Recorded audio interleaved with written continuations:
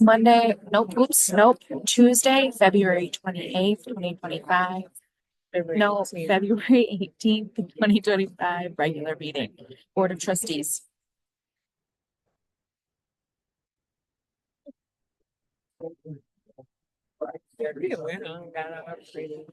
Yeah, right. I took a shower.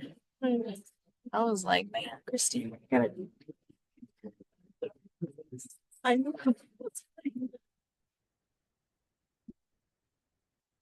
Don't talk to me.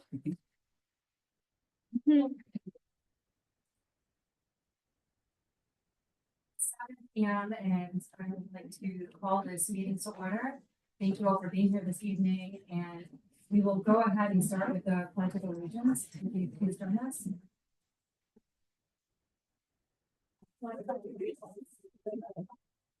The United States of America.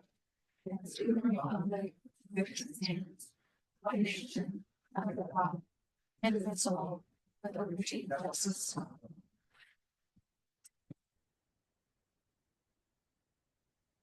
Item two, item three, the code would please do a roll call. That is Jack Knight. Here. Deborah. Here. Green. Present. Lewis. Present. Amy. Present. Angela. Present. Ford. Present. Everyone's here. All right, I'm moving to approval of the agenda. Is there a motion?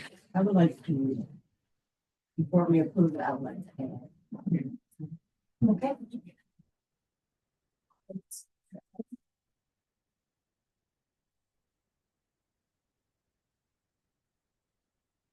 We'd like to add to new business under item O, the motion to accept the resignation of Keith Lockey as controller. Is there a second on the motion? Report. All in favor? Aye. Motion. Yes. Okay, secondly, just to expedite things, I would like to move items H through N, which are resolutions that have already passed this board and simply need to be numbered differently, as described by the clerk, to move them into the consent agenda so that we can approve them in the house. You don't have to go through the items one by one. Is there support to move items H through N to the consent agenda? Support. All in favor? Aye. Thank you. Okay. But this, sorry. Yeah, I'm sorry, I had something. Would it be possible for us within new business to move item G, discussion regarding garage space conservation easement to the first item within new business, so from G to A? I would like to move item G, discussion regarding garage space conservation easement and possible D restriction to item A within new business. Is there support for that motion? I'll support. All in favor? Aye. Is there a motion to approve the agenda as we reorganized? Support. All in favor? Aye. Moving to citizen participation. If you would like to speak to an item that is on the agenda, we invite you to come to the podium one by one, rather than to form a line. And additionally, if you could please keep your comments to 3 minutes or less, we would appreciate it.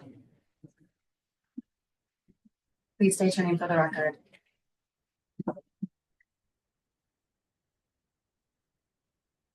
Hello, my name is James Phillips. I live on Cherry Hill Road. And I submitted a letter to the board after the January meeting. And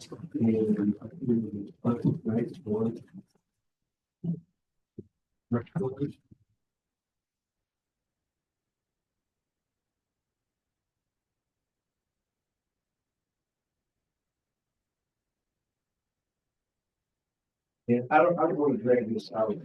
I think the point is, put a large deficit for fiscal year 2024. And you're almost 1,000 people, it's already about it.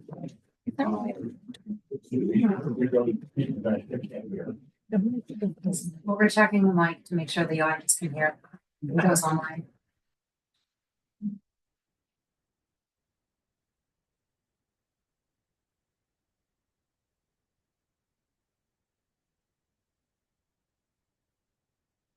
Testing, can you hear me? That's not.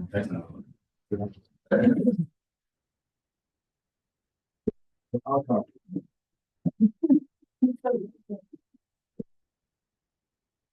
There, an alternate mic, then you can just go to the minutes and put those online.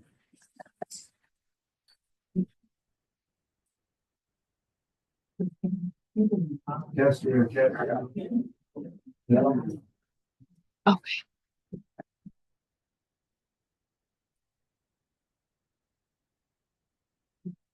testing.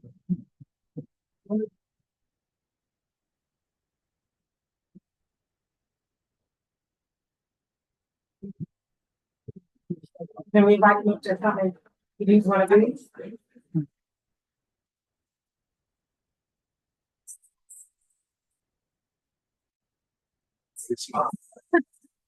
Sorry.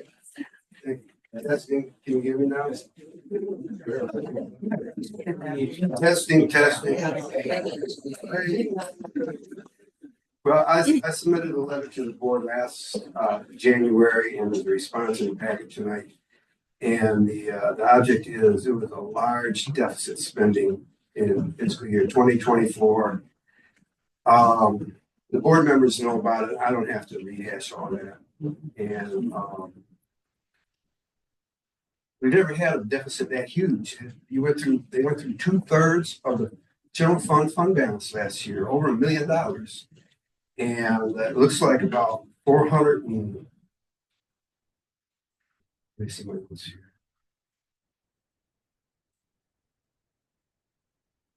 About 451, it looks like was spent on pathways. So that leaves, I don't know, 500,000-600,000. I'm sure it's accounted for. I'm sure it was appropriately spent. And all I really would like to see the board to do is, after all the financials are finalized and the audits are completed, could you please provide the public with a report on where all this money was spent? We've never spent that kind of money before. And I have confidence in Supervisor Davish, I'm sorry, and the rest of you board members, that you'll get this financials going in the right direction. It's a huge deficit. We've never had one like that. So, thank you very much. We've taken note.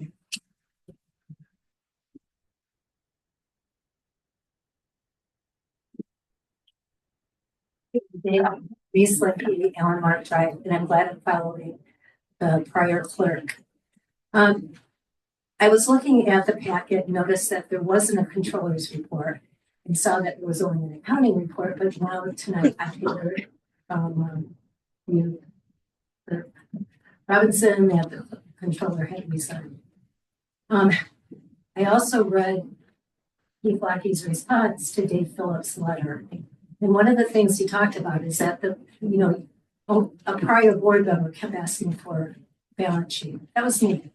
You cannot make decisions on expenditures unless you have a balance sheet. That's where you have the fund balance. That's where you have cash. That's where you can see. Throughout the last couple of years, the prior supervisor had before the controller not to talk to the board. You guys need to talk to the controller. After I left, I realized, we should have pushed them a little bit more. But in order to have good information and not get in the situation that you're in, the controller must address the board. Having someone that's not doing that is just so inappropriate. The second thing I wanted to ask is just if you could talk about what the interest rate is on the T-bills. Also, I see that you are appointing the Board of Review member tonight. And I hope Emily, that you do it the way you said you would with the process. I noticed in the minutes that that process was not followed with some of the other boards. People were just asked if they wanted to be reappointed and reappointed if they wanted to do it. They didn't have to, well, I was told that, and that they didn't have to show their resumes or anything. Well, I just hope that that's not true, then you can correct that. So, and for the last thing was just, I saw that Garrett's case was on the agenda again. And gee, those people have been trying to do something that is so good for our community. I just hope you don't try to stall it and delay having that move forward.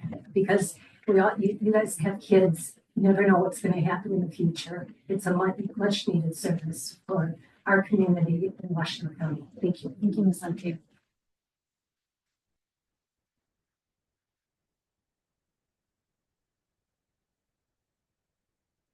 Got item 7379, Warren. Gary Haslett, 7225 Warren Road. One at a time, respectfully. Pardon? One at a time, please. Okay, but we're on the same topic. So I'm saving you 3.5 minutes. Oh, all right. If you want to, no, this will get one person to speak. That sounds All right. good. Thank you. We're one person to speak. So, and Ken, we've talked to you about this at least 3 years in a row consecutively. The corner of Warren Road and Curtis Road has been going downhill for like 5 years. And they're out there shoveling asphalt on it 3, 4, 5 times a year. I think you talked to the Washington County Road Commission a couple times for us. Well, magically, I'm on their distribution list on email, and they had a Zoom call on February 14th. And I called into it, and they got a project, $208,000 to repave Curtis from Joy over the freeway down to Plymouth. So they go right by one. All right. So I put in a question in advance, and then I went live on the Zoom call. And what I'd like to leave with somebody for the township to follow up on, please, because I'm just a citizen. Who knows if they're going to listen to me? But after a half a dozen exchanges, I got a guy by the name of Kevin Dubnicki, who's on the Washtenaw County Road Commission. He said, okay, my one guy is saying it is bad there. We'll look at going 30 feet into Warren, which is really all we need. If they don't do that 30 feet, it's going to be a waste of time doing Curtis. So I'd like to leave this with somebody today and have one of you call Kevin Dubnicki, because I'm not convinced that I got my message across. We'll leave the comments with the clerk's office, please. Okay. And then they'll be read public record and be sure to follow up. Thank you. Thank you.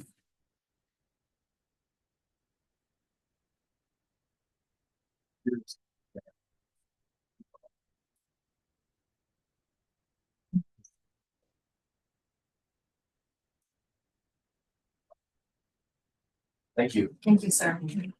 It's just a quick note that Skip didn't address.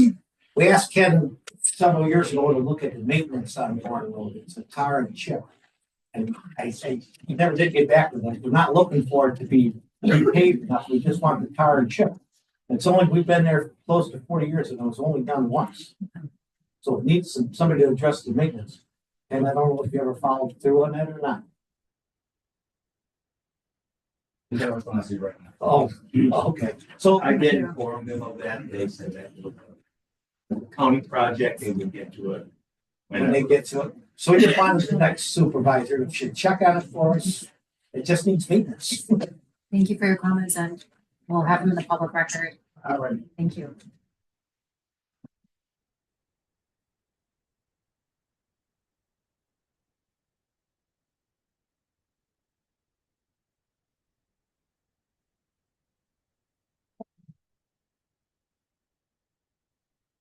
Sorry, I had my cover.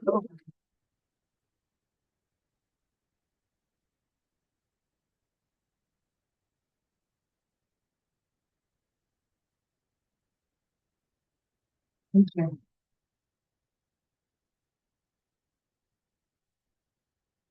Good evening. My name is Crystal Knight, Superior Township, Michigan.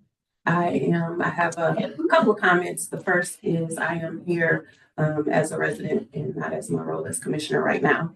I would like to just address, I know that there is in the packet something with Garrett Space. I am frustrated, and this is becoming a nuisance of all of the barriers that are being placed for this wellness center to get up and get operating. Stop dragging your feet. Quit putting in barriers to stop this project. It's unnecessary. And I think not only my patients, but a lot of the residents in Superior Township, we're getting sick of it. And also a lot of Washington County residents. So stop dragging your feet and barriers to something we don't need. As commissioner of the second district, all of your commissioner, I would like to address about Garrett Space.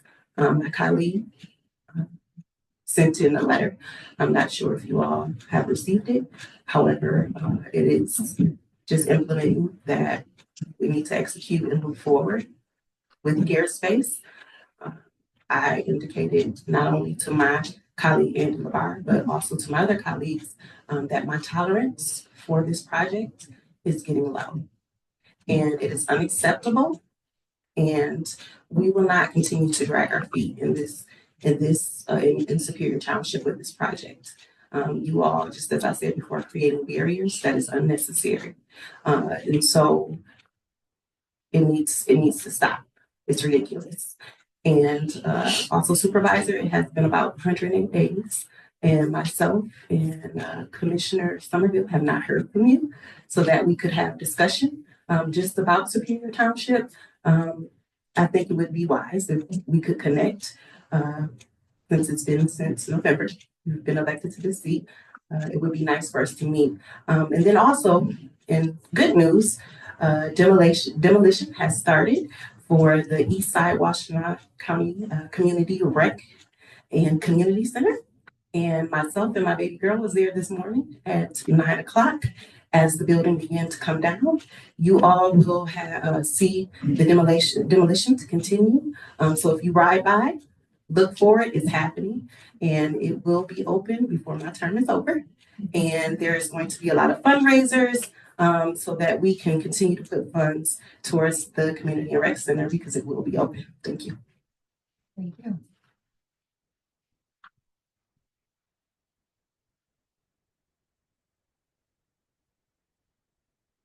Good evening. My name is Jordan Green. I live on Stamford Road. I've been a resident of Superior Township for 4 years.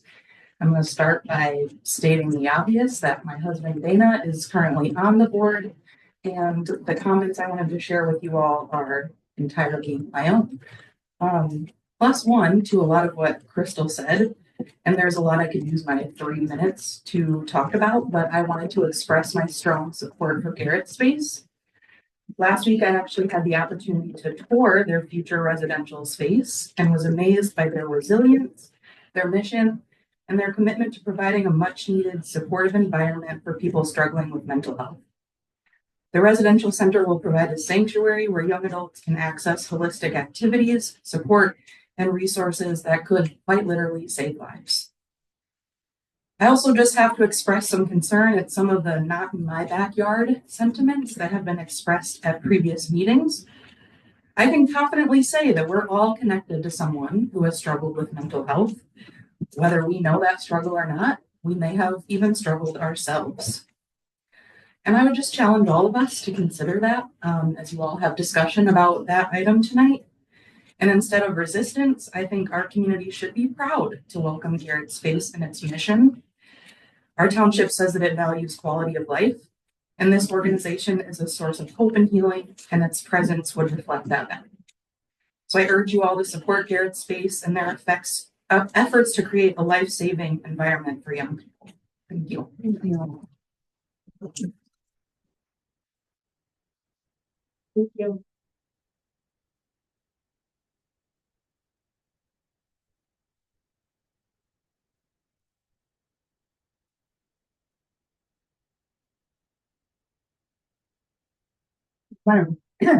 I'm working okay.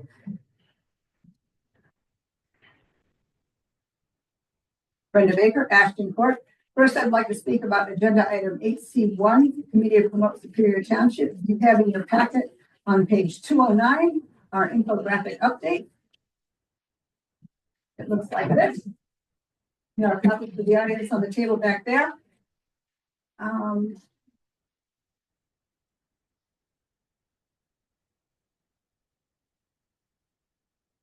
You can read most of the items for yourself, but I'd especially like to note the display at the library featuring superior businesses. We hope it might inspire participation by other businesses, and also the fact that we submitted an article for the upcoming Superior Scenes newsletter.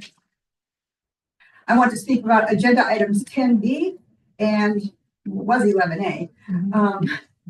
Appointments to the Board of Review and appointments to the Planning Commission at your January meeting. The concept of process was touched on several times throughout the meeting.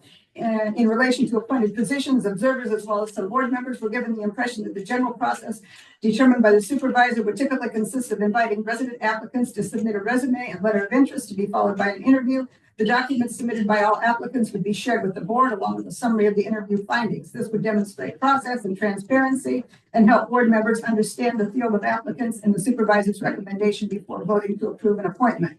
Additionally, the supervisor explained that residents currently serving in appointed positions would be required to reapply each term if they wish to be reappointed. She wanted to avoid the notion that appointments were somehow permanent. This all seemed reasonable and fair, and discussion among the board members was not contentious. Board members seem to be taking their role of being approvers more seriously and less like a rubber stamp. I am surprised and disappointed that nothing has changed. All three sitting members of the Board of Review reapplied, along with at least one person that we know of. The two longest serving members were retained, while the shortest serving member was removed despite substantial support from many residents. The planning commissioner, whose term ended, was reappointed despite having served 3 or 4 terms already. This was not controversial, but the board has no visibility as to how the supervisor arrived at this recommendation. I want to speak about agenda item 11A, discussion regarding Garrett Space conservation easement and possible deed restriction. When Garrett Space sought to rezone 76 acres of 900 North Dixboro Road from A2 to PC, it was highly controversial and divisive to the township. One of the carrots they used to win over some of our conservation-minded residents was the promise of a conservation easement on 57 acres of land adjacent to Fleming Creek. This commitment may have tipped the scales in favor of the rezoning in the first place. In making that commitment, the developer knew or should have known that the process of putting a conservation easement in place and engaging a partner to be the holder and potentially the enforcer of the conservation easement can be lengthy. Even so, they appear to have been slow to proceed with this element of the project. Now they find that it is holding them up. Their fallback is to put a deed restriction on the land instead. Some professional planners claim that this is the same thing. It is not. A conservation easement names a party responsible in perpetuity for the conditions of the easement being maintained and enforced. Thank you, Ms. Baker, for your comments.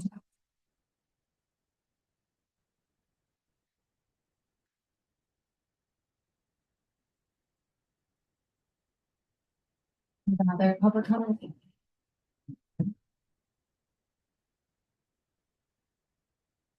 Good evening, board members. I'm George DeGrood and I live in Gettys Glen. I've been a resident of Superior Township for 34 years.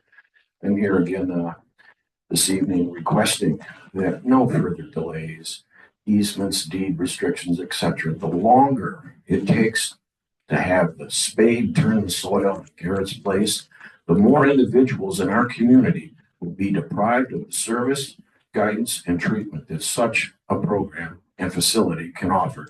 Please move this project forward ASAP. Thank you. Thank you, sir.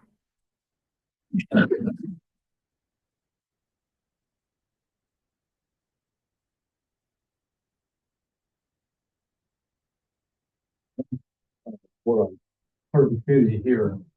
I live in South Lyon, but I knew Garrett really well. He was really good friends with my son Kevin. They played tennis together. They traveled terms together as I did with Garrett's father, Scott. They were all state tennis players that were both brilliant and incredibly likable. Garrett was the kind of kid that I would have enjoyed to have at my house for a week, a month, as a neighbor, or whatever it might be. The only reason I had any idea that Garrett was suffering from some mental health issues was because of close enough friends with Scott for him to share that with me. He's such a wonderful kid, and so painful for me to this day that he's no longer with us. And Scott and Julie and the project they've undertaken to try and help children or young adults now, it's incredible. It's not going to bring Garrett back, but it clearly is going to help prevent loss of life for somebody like Garrett that didn't have a resource like this. And when Scott first told me about this, I thought this is remarkable because, you know, I have 3 kids and I myself have had times where I've been very depressed about something. And for anything that can help you get through that, whether it's from another person or a program or whatever it might be, we all look for that. There's nothing like this in the world, actually, certainly not the United States. So for me to hear from Scott that it keeps getting held up, I just can't believe it. I really hope that this finally moves. Your name for the record, please. Don Renahan. Thank you. Thank you for your words.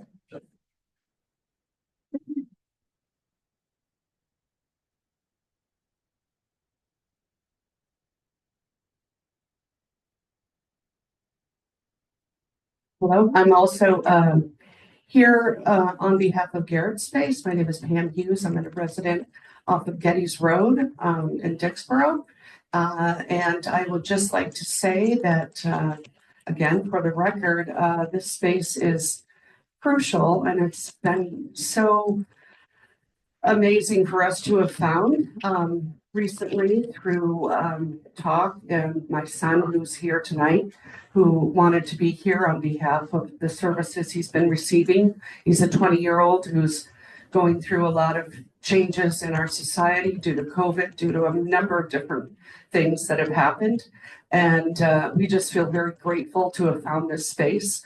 There's a momentum in mental health, and it's very important that we continue that momentum. And a space like this should be applauded, and it will lay out the groundwork for future spaces across the country, I believe, and what they're doing. And I'm just so very grateful that we found this space and we're here in support of it. And I do not want to hear any delays going forward. Thank you. May I have your name? Sam Hughes. Any other further public comment? With that, I'd like to please, we've got one more here.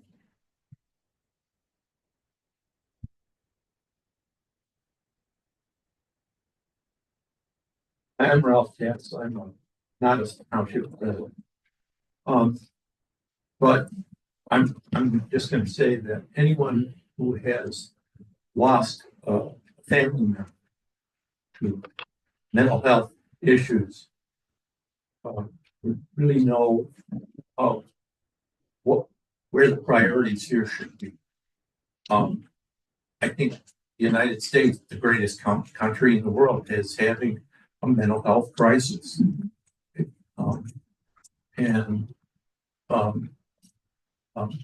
How many, the question is, how many people do we not help before we take action? And I hope that number will be very, very low. If you've lost a family member, then you always think, well, what could I have done better?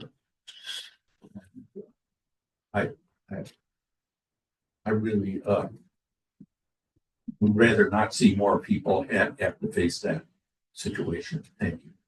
Thank you.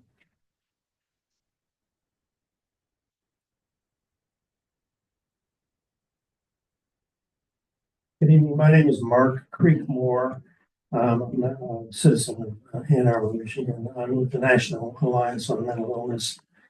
And to speak in favor of Garrett Space, an incredible resource for our county and for all of our communities. When Trinity Health closed its inpatient unit at Chelsea, we lost 15 beds in this county, inpatient residential beds. And we did interviews, NAMI did, of 20 people who had inpatient experience, staff as well as family members. And each one of them spoke about the importance of the rural community in Chelsea and the location of that. And that's an incredibly, every one of them spoke about how important that was. So it's not to be minimized. So Garrett Space is a unique opportunity. It's needed in this community and even more needed now since Trinity closed its bins. Thank you for your support and I hope it goes forward as quickly as possible. Oh, and there's a red Mustang in the parking lot with the lights on. So maybe you want to take care of that. Thank you.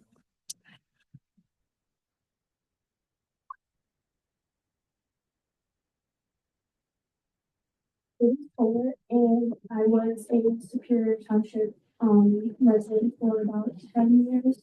I currently don't live here, but I'm accompanying someone that lives here. And I'm 16 years old, and during COVID, that was a time that hit a lot of young people very hard because that was something that none of us were used to, and I experienced that firsthand. And I think that Garrett Space is something that could genuinely help all of the young people around us and even older people. Mental health doesn't have an age limit. It happens to everybody. And I think that Garrett Space is something that is definitely worth time and dedication. And I think it's something that should definitely be gone forward on. Thank you for your comments.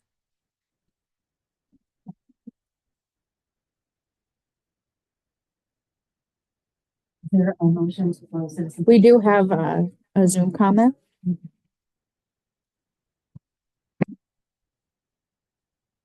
I'll borrow your mic, Brenda.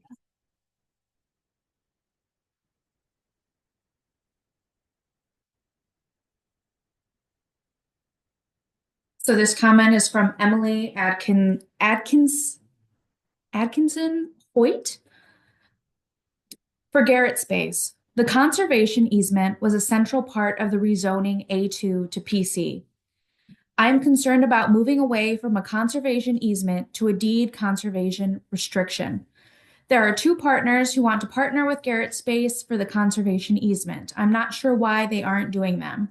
It sounds like they're doing the easy thing versus the right thing. I'm concerned they are changing away from a conservation easement when there are partners. There are several possible partners. It seems that GS is choosing not to partner with them versus not finding a partner. Washtenaw County Parks and Rec Commission unanimously on 11/12/24 to approve the GS conservation easement along with other easements. I believe that Brenda McKinney is also on this board and at the 11/12 meeting and can provide that perspective and updates. Eagle is interested in being their partner too for a conservation easement. The email below shows that GS via Midwestern Consulting says after much consideration, GS has decided not to pursue the conservation easement with Eagle. Conservation easements and deed conservation restrictions are not the same thing, but GS representatives will tell you differently. Conservation easements has third-party management with regular and routine inspections. The third party provides the protection for how it is preserved. Currently, the deed restriction has GS as the oversight and vague language about how it can be used. Let's stick to the original plan of conservation easement. We also have a comment from Kelly Goolsby.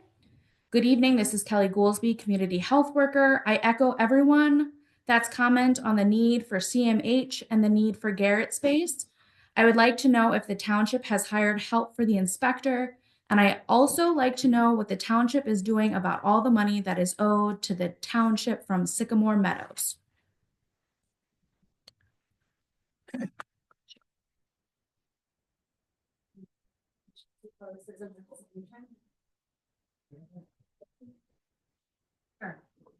Well, you know, I've been going for about a month, so maybe it's a habit I haven't heard about. I'm not aware of any obstructions that Superior Township government has put in the way of Garrett Space. Maybe Gary, could you tell us other things that we've done that have been obstructions?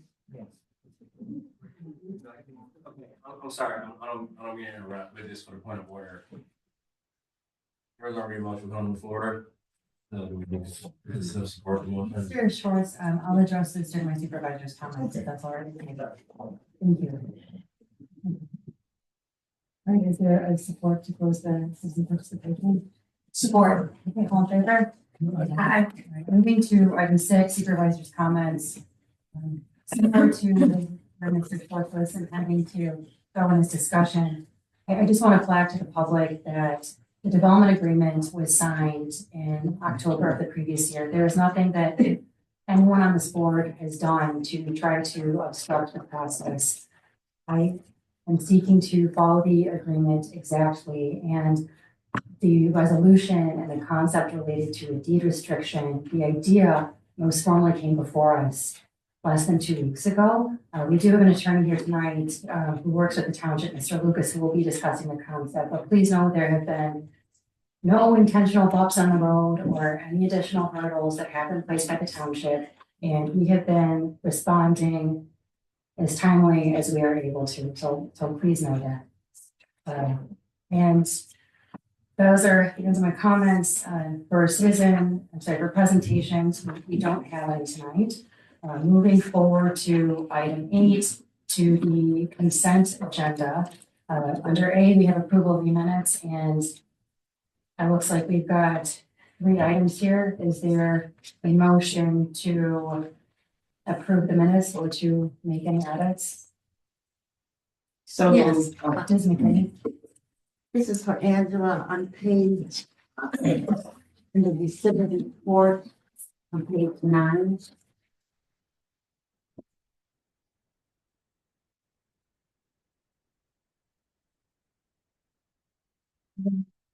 The board free for hiring and salary entry except for fire, and it should be on law.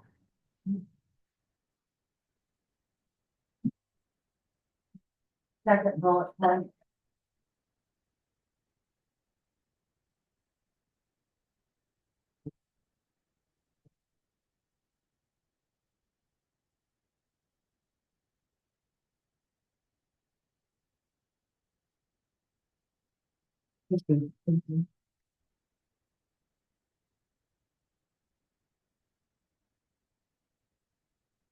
No other comments regarding the minutes. Is there a motion to approve the minutes as amended? So moved. Support. Okay, all in favor? Aye. Okay, moving to our reports. At the supervisor's report, I've shared a timely update at the table for everyone that will be included in the minutes. Yep. I'm sorry, that's correct. We also, that was under the minutes, and then B, we can have items H through N, which are the, let me just do the resolution numbers. Is there a motion to move this? I'll make a motion to put those under the consent. That it should already be under there, but you approve. Okay, I support. That was H through N. Yeah, it's just renumbering. You don't have to read them all one by one. All in favor? Aye. Unanimous. And moving to the reports, supervisor's report will be included in the minutes. And just to, touch on a few things, we're still working quite closely with the Sycamore and Danbury communities and partnering with HUD, NISHA, our county sheriff's office, and the folks at Legal Service to hold accountable the ownership of the properties and really thoughtfully engage with the residents and enhance their quality of life. Today at the table, you will see in our board book the Danbury pilot amendment and also a proposal regarding a rental inspection program and intention for engagement. And these are 2 tools that I believe and support and believe that are key in really utilizing what leverage the township has to take care of folks. So that's quite key. Some other highlights, continuing to work with NEBC and long-term supporting some of our local businesses. We are working with the county around the opioid settlement partnership and thinking through what it means to collaborate on our piece together, since it is approximately $60 million that will be distributed across the county, and being reflective around, what's going to be most impactful on the needs of our constituents is key. Something too that's important that I've been working closely on, and another board member has as well, is the Thurston Elementary School proposal, working with Eagle and Thurston community to think through a proposal that has felt very rushed, and I won't give you the long of the short, but the short of the long. Essentially, partnering with the community, making sure that we're providing a safe elementary school development for some of our youngest residents. Some updates too around the Eastern Washington County Recreation Center, where there's a hopeful grand opening for 2027. We've been working with the county parks, and I believe that we'll be seeing some more communication coming from county parks and coming from our township now that we've landed on who will be managing internally. We've got a couple of ordinances updates that you'll be seeing on the agenda, and still continuing to think through what we can do to bring in more revenue to our general fund, our revenue stream, as Mr. Phillips so eloquently stated. The bulk of our reserves were spent down. It's extremely concerning. It's something that I'm working on a daily basis, and working with our department heads, our controller, and our folks that are on the accounting side. And so you'll be seeing some changes to the way that we're charging off funds, bringing in revenue, and thinking about ways that the township can, bolster its finances without affecting residents and what they're spending in the community. And with that, that's really the bulk of my supervisor's report. Is there a motion to receive and file the report? Support. All in favor? Aye. Thank you. Moving to departmental reports.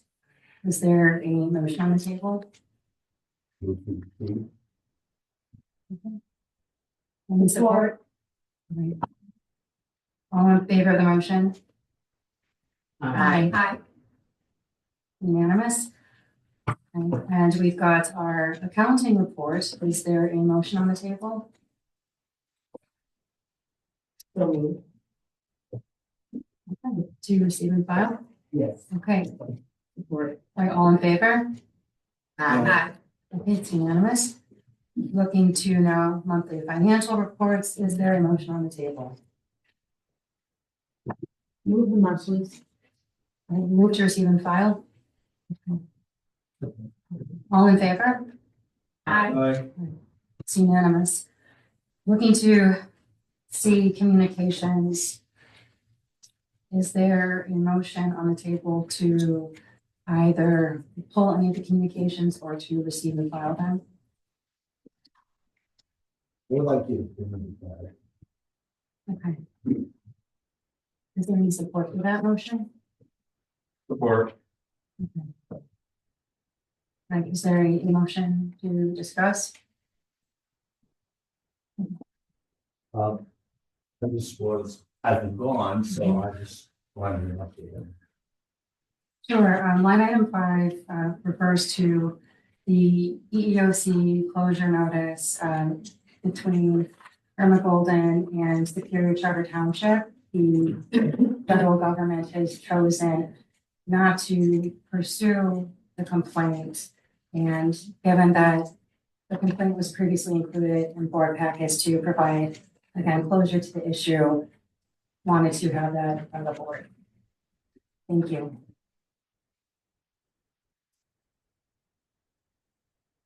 Is there a motion to? Motion to receive, P1 through 7. Communications. Support. Right, all in favor? Aye. That's up, right. Okay, looking now to number 10, unfinished business. Ordinance number 159, amending the Danbury Park tax exemption. This is the second reading. I believe folks became familiar with it previously. Again, trying to beef up what the township can do in terms of holding the ownership accountable where there's been significant delinquencies towards the township and very concerning quality of life issues. Generally, there Any motion on the table? So moved. Support. Would you like to call the vote? Davish Yakine, Aye. Devereaux, Aye. Green, Aye. Lewis. McKinney, Yes. Robinson. Yes. Schwartz. Yes. Yes. Yes. All right, great. Okay, resolution 2025-02 to approve the appointments to the Board of Review. To provide some context to this item, it is coming back before the Board of Trustees, and over just the past month, we have had long individual conversations with staff, with one another, and thought through the processes that were involved and coming to the conclusions that are seen in the resolution. I will say that my concerns in both talking with staff and seeing items like, Mr. Maxon's letter under the communications and taking into account the quality of the interviews that I and my deputy supervisor, as well as our assessor, were involved in, feel comfortable with was before the board. And I would just like to clarify that this has been thought through, the processes were reflected on, and there were real concerns around both the staff engaging with some of the individuals, and just some of the issues that we're seeing related to the resume and some of the hallmarks of the resume with the individual who is not nominated.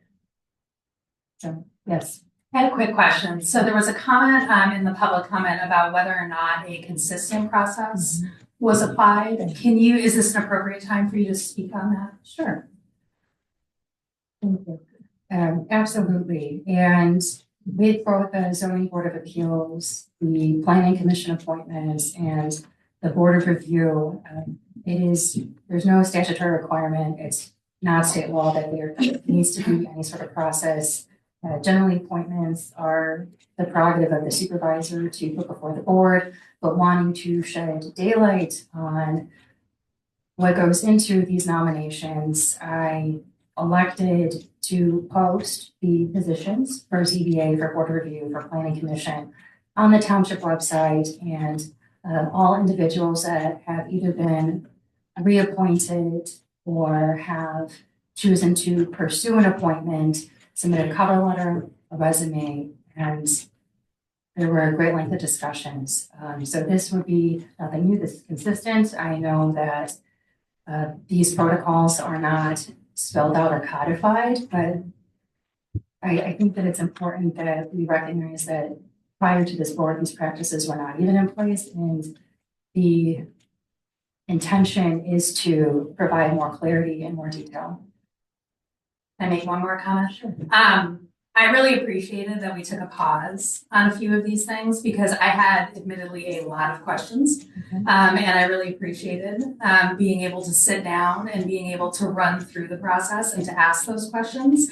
And I think your point around the fact that those processes have not been spelled out and codified is something that we need to correct going forward. And so I appreciate that the conversation has been open around that and that there's been a commitment to getting our processes better documented, which I think needs to be a 2025 priority for us. I agree. And I'm always open to exploring ways to increase communication with the public, to get the word out about what we are working on. And again, putting daylight on things that may not have had as much daylight in them in the past. And I hope that this board will appreciate that and know that this is a sincere initiative.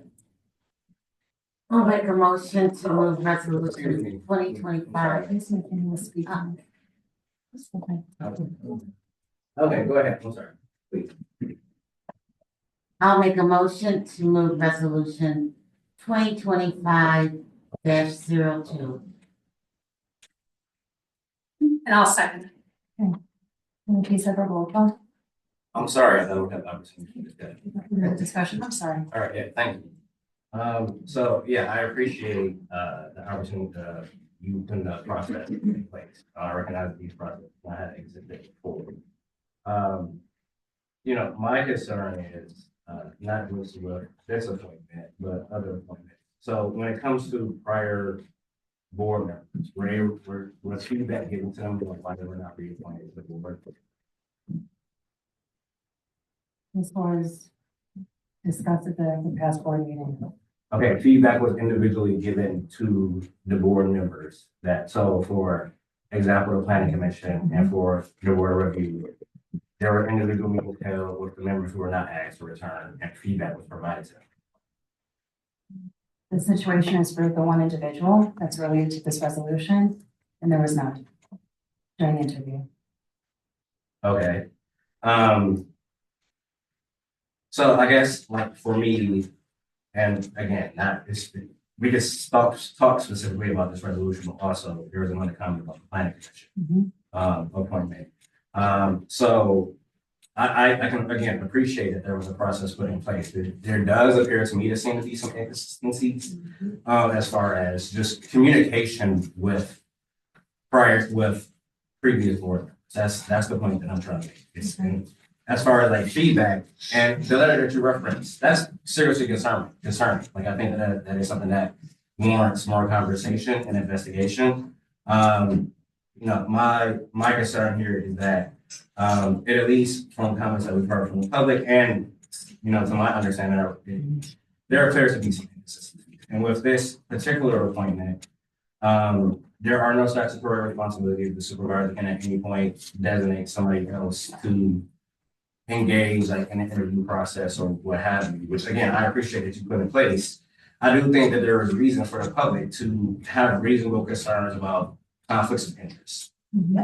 I think that's reasonable. I'm not accusing you of that or operating with bias. I think that's reasonable. So my second question would be, was there any documentation as to what the reasons were for not bringing that board member back? Would you like to have the discussion here?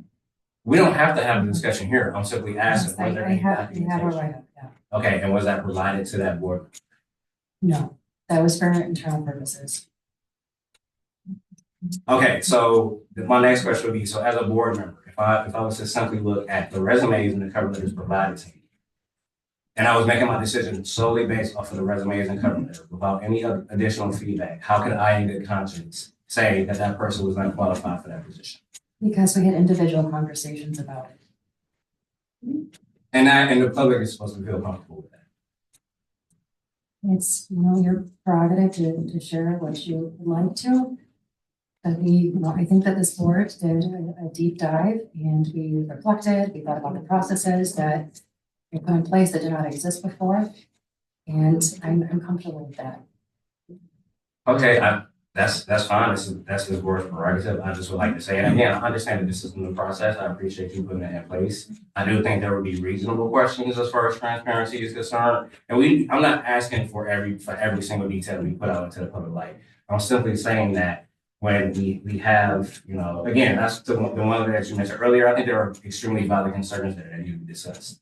We also have over a dozen letters of support for that resident. So I do think that when there is significant public interest, we do need to be increasingly transparent about the rationale for either appointing somebody or not appointing them. That's all I gotta say. I'm happy to discuss here. Well, I would be happy to share the rationale for appointing the folks that are on the, you know, on the roster here. But sure, Do we have a motion and support on the table for this resolution? I think we can call the vote. Let's call the question. Davish Yakon, Aye. Devereaux, Hi. Green, Nay. Lewis, Yes. McKinney, Yes. Robinson, nay, Schwartz, Yes. The motion passes. Moving forward to new business, we've moved G, which is the discussion regarding Garrett Space, up to item A. Since we don't have an on-board book for backup documents related to the resolution from our attorney, Mr. Lucas, could you please come forward with your resolution and chat with us about the concept of a deed restriction versus a conservation easement for Garrett Space? And then, Mr. Halbert, if you're your attorney, your family would like to have some words after. Thank you. I think probably need to hear from Mr. Fisher also. Mr. Fisher, would you like to join him? I'd be happy to. Okay, Please thank do. you. If I could stand next to Mr. Lucas, It's a good night. that's my life dream. And you have very bad dreams. Nightmares, not dreams. Mr. Fisher, first of all, I want to say this. I'm not aware of any delays caused by the township relative to the processing of Garrett Space's program. I don't know where that comes from. I don't know what the delay is that everybody's talking about. I think Mr. Fisher will agree with that. We've just been proceeding through the process as the process is required.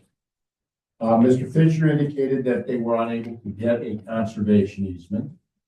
And then he proposed that there be a deed restriction instead. We had worked with Mr. Fisher, both myself and Ben Carlisle from Carlisle Waterman, who is the township's land use expert, on drafting a conservation easement that would provide some protection to the township. Now, we agree, I cannot disagree, or I do agree with the statement that the development agreement called it for conservation, supposedly with a third party. But as Mr. Fisher says that they had difficulties finding it. That's an accurate statement. Is that correct? That was the basis. So he drafted a conservation deed restriction, which basically does many of the same things that a conservation easement does. The only main difference being is that the party that is responsible for monitoring the conservation easement is the township as opposed to a third party. The terms of the conservation easement follow essentially what was set forth in the development agreement relative to prohibiting certain activities and construction on the property which are not permitted under the development agreement. Building and constructing any structures on the conservation property except as authorized as part of the township's plan are prohibited. It's restricted. Removing trees or other vegetation from the conservation property, with the exception of vegetation which is diseased, dying, dead, or invasive, is prohibited. Except in accordance with Eagle or township approved management plans. Depositing or permitting the deposit of fill materials, dredging, removing or permitting the removal of soil or materials, or diverting the flow of water is prohibited. Altering the natural character and property topography of the conservation property except as authorized by the township is also prohibited. May I interrupt for a second? Yes. Are you utilizing the deed restriction that was drafted by Mr. Fisher? That is the Exactly. deed restriction that was reviewed by both myself and by Mr. Carlisle. Thank you. He drafted it, but we reviewed it. So then what is in our book is reflective of what you're comfortable with? I'm comfortable with it to the extent that it is what I believe a deed restriction. As far as the question of whether or not there was a possibility of obtaining a conservation easement, I have no information on that, other than what I was told. And can you speak to the public's concern that, I think that there's a misunderstanding of who would carry the deed restriction, whether it would be the property owners or whether it would be the township that would hold that? Well, the deed restriction is for the benefit. If under this deed restriction, the township has the obligation is one that is held by the township. The township holds the right relative to enforcing the provisions of the deed restriction. If they do not follow through, or if they violate the terms of the deed restriction, the township would have the right to go to court to enforce those deed restrictions. Again, as I said, the main difference between a deed restriction of this sort really doesn't relate to so much the restrictions that have been put in, because the restrictions are quite candidly the same restrictions that were discussed in the development agreement. The main difference is that the township maintains control over the deed restriction in terms of saying that if there is a plan of some sort to revise the deed restriction in some way, the township has the control over that as opposed to a third party.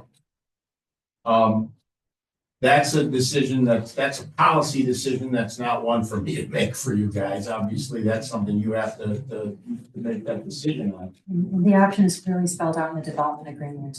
Correct. I mean, as it relates to that matter, the township has the right at some point in the future. And if for some reason this ceases to be used for the purpose that it was used for, the deed restriction could be altered by the time. I mean, if Garrett's Space for some, we never know what's going to happen.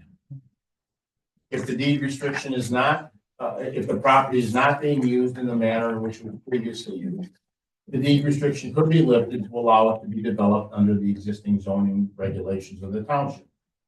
But that power resides with the township, not with the property, Garrett's Space, if that's what that is. So ultimately, the question is simply this, from my perspective. I mean, Mr. Fisher can talk to this more than I can. As he said, they were unable to reach an agreement relative to a conservation easement with a third party. So they approached us and we said, okay, we'll look at it and try to come up with something that takes care of meeting the gist of what was intended under the development agreement. It was reviewed by both myself and by Mr. Carlisle, and changes were made to accommodate the changes that we saw were important. And I've read to you the restrictions on the property. Those are the restrictions that were essentially identified in the development agreement also.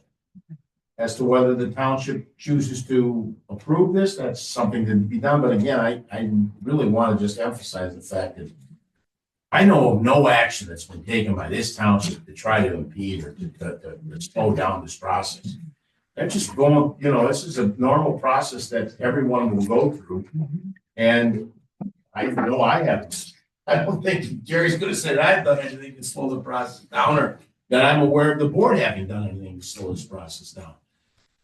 It's just going through and making sure we're crossing the T's and dotting the I's to make sure that facilitates what the development is. I'll let that. Thanks. Thank you. Good evening, Gerald Fisher, attorney for Garrett's Space. And I think what we really have is maybe a perception issue here. And what is relevant is that in October of 2023, we entered into a zoning and land use agreement.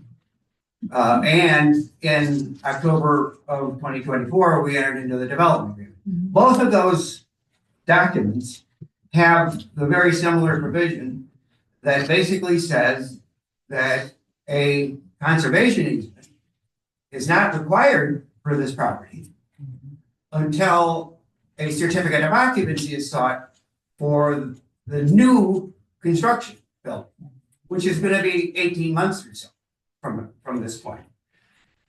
And yet, as time went along and we are going through the paces of, as Fred mentioned, just the normal and customary activity, we are advised that no, you need a conservation easement now, which contradicted the written documents that we had entered into on 2 occasions. Now, we've been trying to do things right. And we have been trying to do things as cooperatively as we can. And the reason why we couldn't get the conservation easement with the county is because the county was concerned about the lawsuit that Ms. Atkinson has brought and is impeding this, because the county gave our property in conservation easement a very high priority. And so the idea then that we needed to do something now, okay, we'll try. And we, in the agreement itself, in the development agreement, in section 1.4, subsection 6, it says, in the event Garrett's Space is unable to find an entity to partner with to establish the conservation easement, Garrett's Space agrees to execute a deed restriction. Oh, it's right there. And we Disagreeing at all. Yeah, it's right there. So If I may interject for a second, speaking to the miscommunication around the conservation easement. That what was stated, I think, was in a report from our engineering firm that wrote it up as one of the conditions. I did go back and look at the development agreement, and they had not been communicated with about the update. Yes, thank you. And I appreciate that very much. And so, I mean, as I say, there's a perception because we really didn't need to bring it forward now. You know, it's been agreed upon for 2023, 2024. And so we brought forward, since we have this option, we brought that forward and your attorney, Fred Lucas, very reasonably reviewed it, and we always get along pretty well. He takes advantage of me, that's why. And so we got it all. We got the whole thing squared away, and then we find out that even though the township has it, that maybe it won't. It's only up for discussion tonight instead of approval, and so that's a frustration. I just have to, be honest with you. I hadn't received it yet from in-house, that's why. That's the only reason why. Okay, very good. Yeah. No, and I will tell you, my thought was that, transmitted it, but that was miscommunication. Oh, you're only one. I know. Okay. And I will, you can take advantage of that. Okay. Thank you very much. Thank you. Please, Mr. Helper.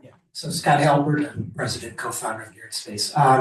So I just want to make it clear that we have your assurance that that the deed restriction requirement of the conservation requirement won't be a condition at this point to us moving forward with construction or as a condition to our certificate of occupancy. Can I get that assurance from you all? Mr. Lucas, can you weigh in on that in development agreement? I do not have, it, but I would say to you that. Yeah.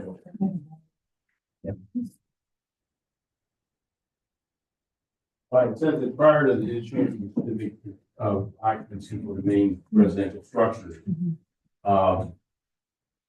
areas for the property must be subject to the conservation easement or in this case, the deed restriction. Now it talks about the certificate of occupancy, does not talk about building. Yeah. So yes, this must be in place before the certificate of occupancy is issued. This is a newly constructed residential building, correct? Pardon? Not for the main house, for the. What's the main residential structure to be newly constructed? The dormitory area. Yes. So I think that we're on the same page. So what I just asked is going to be given. Well, you get a building permit, you just cannot get a certificate of occupancy until. Again, there's a distinction between the certificate of occupancy from the house and a certificate of occupancy from the new residential structure. Well, it talks about the new residential structure, certificate of occupancy for the new residential structure must be not be issued until we have that. Right, and I'm just saying, there shouldn't be any prohibition on what we do with the house for our construction of the property, the new buildings.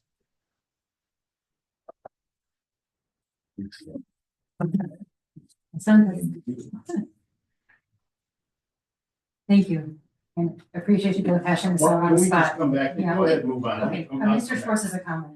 Yeah, so, prior supervisor, I was involved with this for a long time.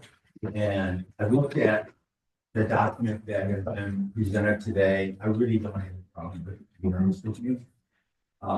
Paragraph 6 basically says that it's required by the township. Garrett's basically to pursue a suitable conservation easement arrangement for the conserved property. And with the litigation going on, I can see why nobody would want to jump in at this point, with the litigation until that's kind of resolved. So I think the deed restriction actually kind of mimics to a large degree, but not to the total degree that the conservation easement, but on the other hand, it kind of gives a little more power than we would have under. Oh, there's no question. Conservation. So I don't really have a problem going forward with this tonight myself. Okay. Thank you, Mr. Schwartz. Okay. Is there any discussion, Ms. McKinney? Yes, I would like to just say that this property did get very high praises from the county parks. So I just want you to know that.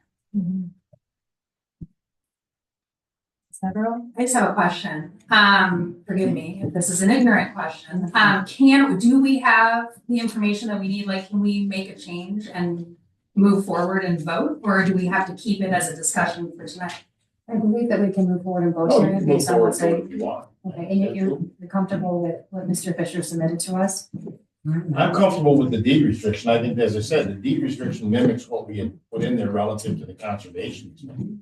I've got no issue with that. I mean, it's simply a matter of whether we're comfortable with the deed restriction. And honestly, as I said, the one thing about a deed restriction versus a conservation easement is we maintain more control. The township has control. And there still would be an opportunity to pursue a conservation easement if. Oh, yeah. I mean, they can still pursue that. In fact, I anticipate that they will pursue that they're going to. That's what's required under the agreement, so.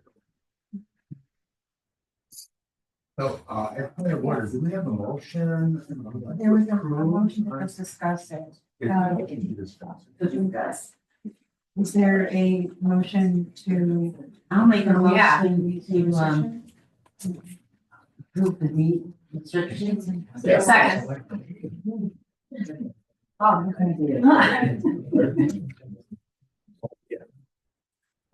Thank you, Mr. Lucas. Thank you. Shall I call the vote?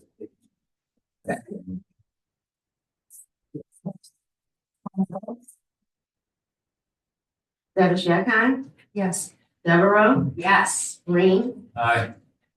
Lewis, Yes. McKinney, Yes. Robinson, yes, Schwartz. It's unanimous. Thank you, folks. Thank you very much. Thank you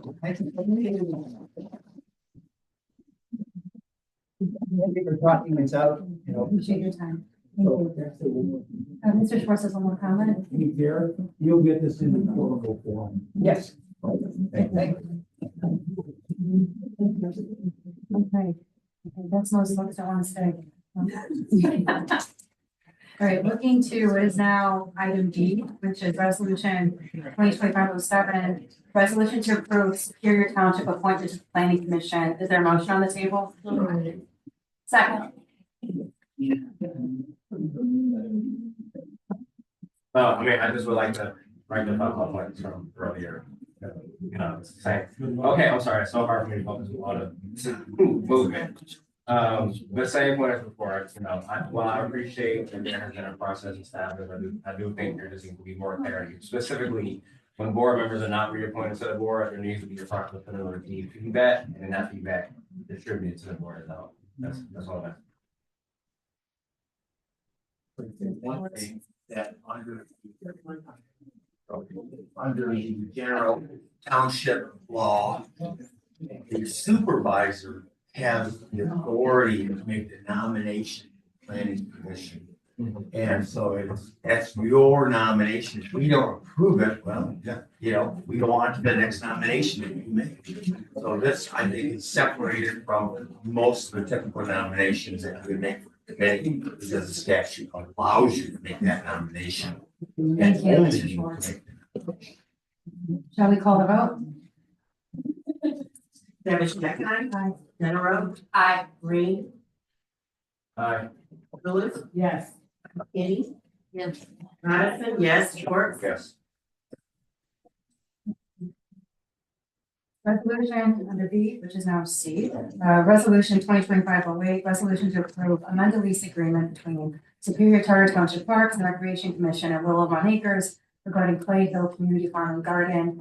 This is a pretty easy amendment related to the request that we received last month from the Parks Department and also Willow Run Acres Clay Hill, simply calling out that the USDA relationship was not going to come potentially by way of grants. There was sort of shared revenue streams. So we've corrected the language within the lease agreement to take care of that. And two, I concerns that what we saw before is in terms of the lease was written away. If there's a USDA grant that comes in to Clay Hill at any time over the next 10 years, that they would get the 5-year lease agreement. I wanted to make it specific to the project and the arrangement that was being proposed to us at that particular time. And I've spoken with Mr. Bradford, and it seems reasonable that decision from USDA and the necessary paperwork would come forward. Both Clay Hill and the board by August 1st. Would you like to make a couple comments? Mr. Bradford?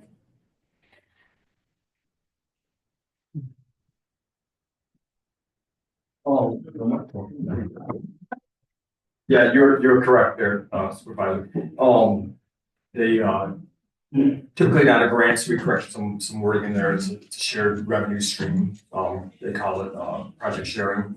So the life expectancy of some of those projects goes out to 15 years. So we added that date of August 1st that they would need to be notified before we can move on with that. So they're happy with it. We're happy with it.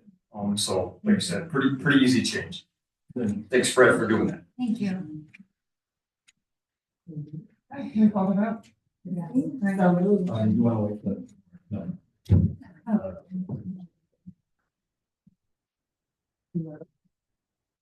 Okay, move on.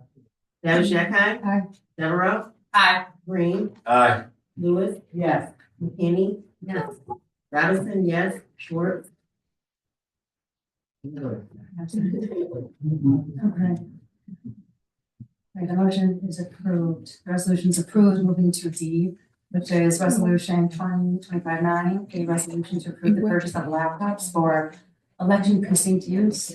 Clerk, would you like to share any information with the board?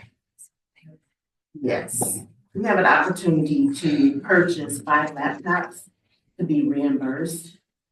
But we have to pay for them, of course, ahead of time. And the deadline to get the reimbursement is, I have to purchase them this month. And the reimbursement will come sometime in March, or I fill out the paperwork to get reimbursed in March. Yeah, may I ask, what's the rationale for being reimbursed? Or what do we have to do in order to get reimbursed? I just have to fill out some forms.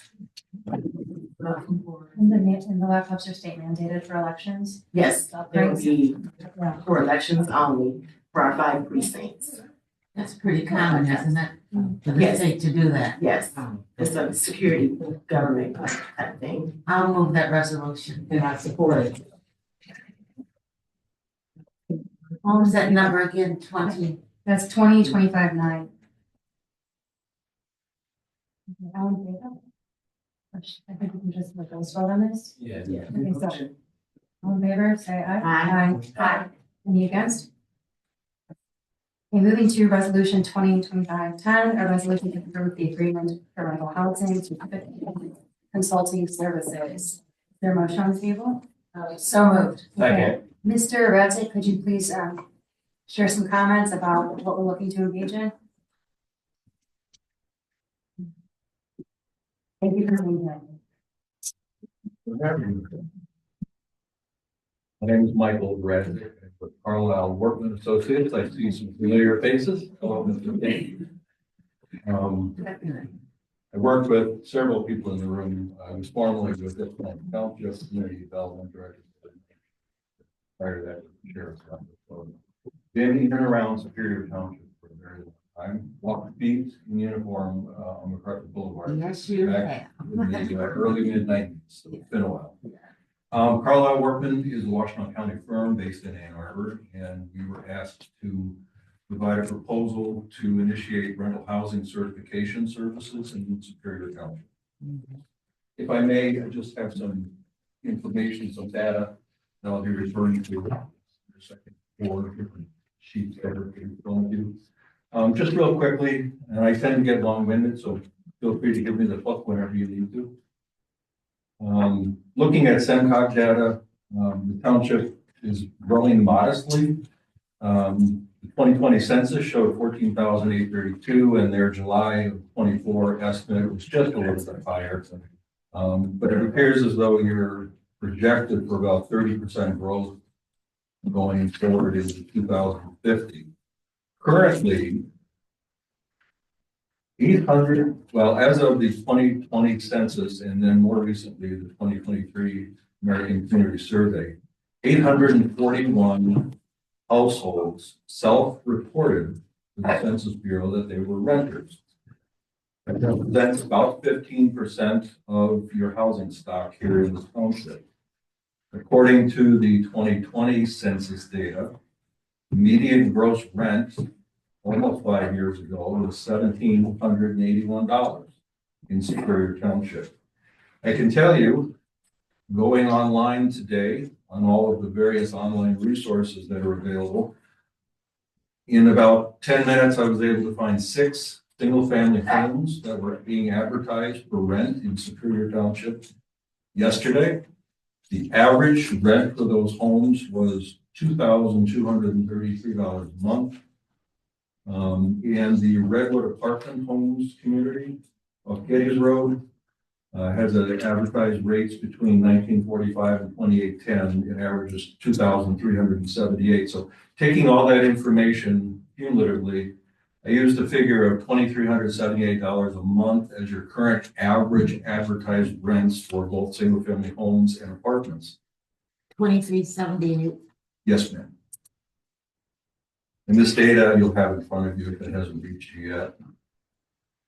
The reason I did those calculations was to show that the most recent reliable data being the 2020 census and then the American Community Surveys that are done in between the 10-year census gives you information on the number of rental households and what the median or average rents are, but those are fluid and they rapidly change. So as you can see, rents have gone up. On one of these pages, the median housing value from 2010 to 2023 grew 10.3%, whereas the median gross rent went up over 61%. So it is a very hot market, and Superior Township is divided among, I think, 4 different zip codes and 3 different public school systems. And so you have a variety from the low end to the high end.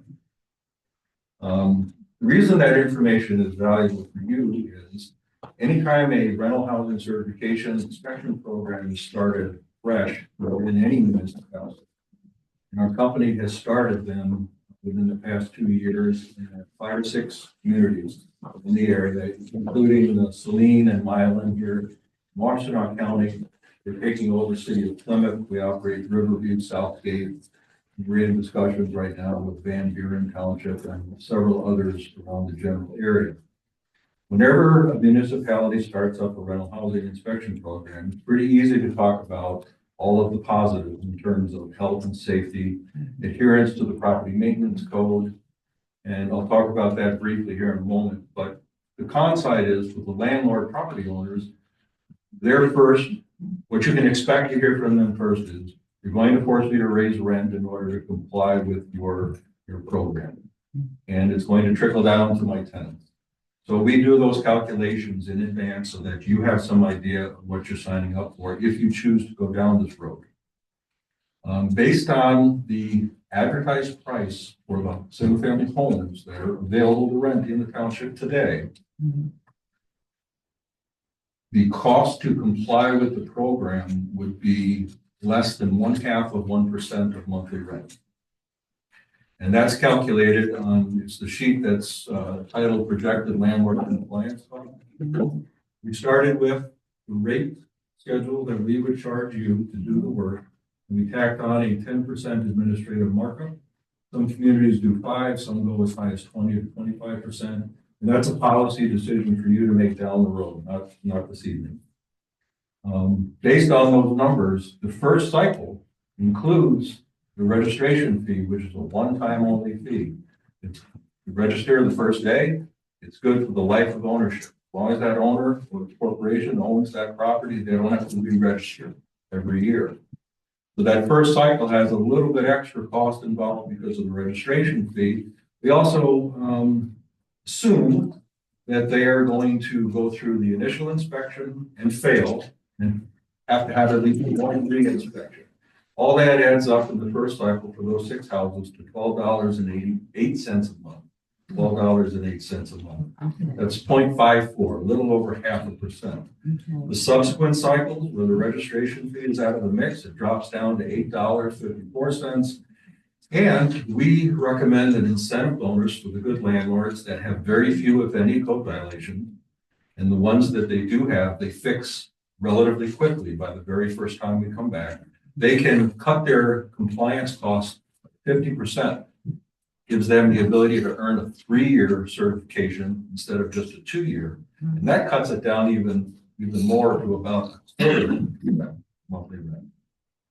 So if a landlord is to say, you're driving my rent costs up, you will be armed with accurate data to say, we understand that that's true, and we know approximately what that will look like. And I also did one for the Redwood community based on how many buildings and how many units that they have.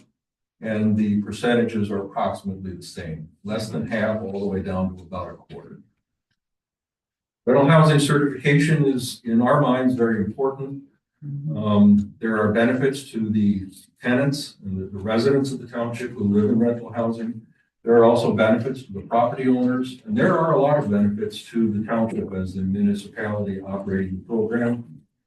I can go through these bullet points if you have them in front of you, and they're pretty self-evident. One of the questions that is often asked is, what is this going to look like? How is this going to happen? Once we enter into an agreement, the work begins, and the very first step is to draft an ordinance for you to adopt. We would work in cooperation with your attorney, Mr. Lucas, to draft an ordinance. We've got a pretty good template that has already been vetted by at least 6 municipal attorneys and either city councils or township boards like you. And we feel that it's pretty sound. It has been challenged in at least one district court and has been upheld. Your assessor will likely enjoy the data as well, because it'll help them assess property more accurately and have a really good sense of what percentage of your single family housing stock is actually rentals. And the flip side is, I can tell you, talking with our staff who work in the cities where we operate this program, we had one, I talked to a woman today living out in California. She and her husband purchased a house in Saline for her adult daughter and grandchildren, following what she described as a very violent and nasty divorce situation that the woman had gone through. And they bought this to help this woman get back on her feet. And she was paying them not rent, but making payments to pay off, to buy the house from the parents. Unfortunately, there was no documentation or anything. So parents were getting hit for the extra 18 mils of state school tax, because they're claiming 0 PRE. And it then qualified under Saline's ordinance as a rental property. I spoke to her, said, look, talk with your attorney, talk with a real estate expert, but if you executed a land contract between you and your daughter and recorded it with the Register of Deeds, and she filed the PTA form with the city, you're going to cut your property tax obligation significantly, and it's no longer a rental property. And she was very thankful for that. And in these communities, we come across people who get letters from us saying, hey, we think this might be a rental because you're not claiming homestead exemption. And they call and say, this is the one and only house I own, and I live here. I've lived here my whole life. Well, you're paying too much tax. Let us help you fix that. So it does have a positive excellent. So once the ordinance and the fee schedule get adopted, the ordinance takes 2 readings. The fee schedule is normally done by resolution. We then set out to identify every known rental property, contact the property owner or their designated agent responsible for it, and to get them registered into the system. Once everyone is registered, we then systematically start scheduling rental inspections, and we do it in compliance with the housing law of Michigan. Housing law actually specifies how local communities shall do it. They give you an option, I think 4 or 5 different methods. And we typically utilize 2 or 3 of those methods that work well. The bottom line is, whether it's us doing it or building official Bill Baum's running it, whoever ends up running it, you want to be in control of when those inspections take place. and be able to schedule it so that you can distribute the workload evenly over the 2 or 3 year period. And that if you're contracting it out with us or another firm, that the invoicing is going to be predictable and reliable month in and month out. Thank you. Okay. Michael, how do you spell your last name? RADZIK. Thank you. You're welcome. Thank you for so thoughtfully putting together a proposal, a lot of engagement, and providing us so much interesting data to think through. I just would like to emphasize that this township has had a strong relationship with Carl Wellman for a number of years, and I've had the pleasure of working with many of your colleagues for 4 years at least on the planning commission, gotten to know them as members of the community and now as supervisor, and your work quality is, it's an A+. I really appreciate it. Appreciate that this is a budget neutral proposal, that you are vetted and work successfully with a number of communities that we are familiar with. And that there's a track record here. We're not reinventing the wheel. We're taking something that is already, and I appreciate you being here this evening and spending some time with us. If I may, Mr. Supervisor, 2 quick notes that I forgot. This, if it's done correctly, we would tell you that we will do it correctly. Your monitoring. If this is done correctly, this should have 0 neutral impact on your general fund budget. 100% supported by user fees. And I know for a fact that your fire chief, Mr. Chabret, and your sheriff's lieutenant, Mr. Kratzenberg, would both wholeheartedly endorse this for public safety purposes. Thank you. Thank you.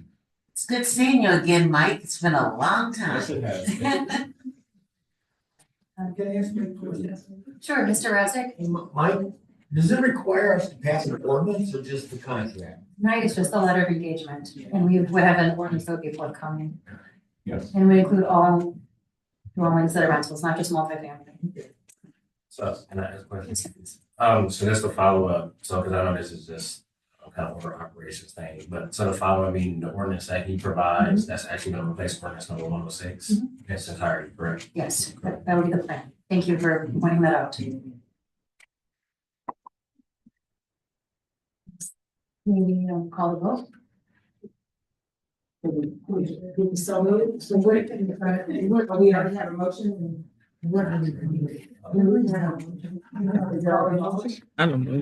Yeah, there was a motion. Can you read the motion, please?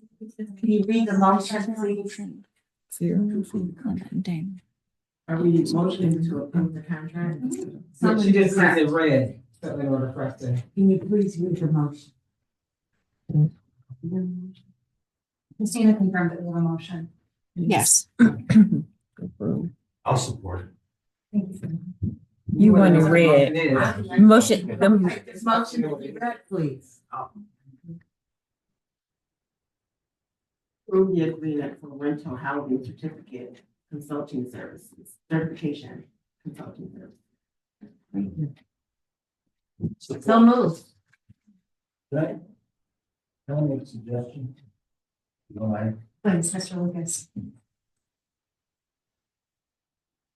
I would just think that maybe we should pass the ordinance before you enter into the contract for that purpose. I respectfully disagree on this one. Well, that's okay. I just, the only reason I'm saying is I think that you need an ordinance in place, and that won't take long. He's got some, I've got some. Their standard engagement with the community is to agree to work on an ordinance together. And Oh, that's fine. I didn't know whether or not it went beyond just the working on the agreement itself. I hadn't seen it, what the agreement was. So Okay. that was the only reason I would suggest So it. if we approve the agreement, then we would not begin to execute on the program until we have an ordinance in place. You have to have the ordinance in place before. Yeah, the work would only be to start That's developing fine. I agreements. was not aware of the fact that was part of the agreement. That's fine. Okay. Thank you. I need to withdraw my motion. No, we're in good shape. No, you're in good shape. Yeah, it's still roll call. Sarah Shepherd. Deborah. Yes. Green. Aye. Lewis. Yes. McKinney. Yes. Robinson, yes. Schwartz. Yeah.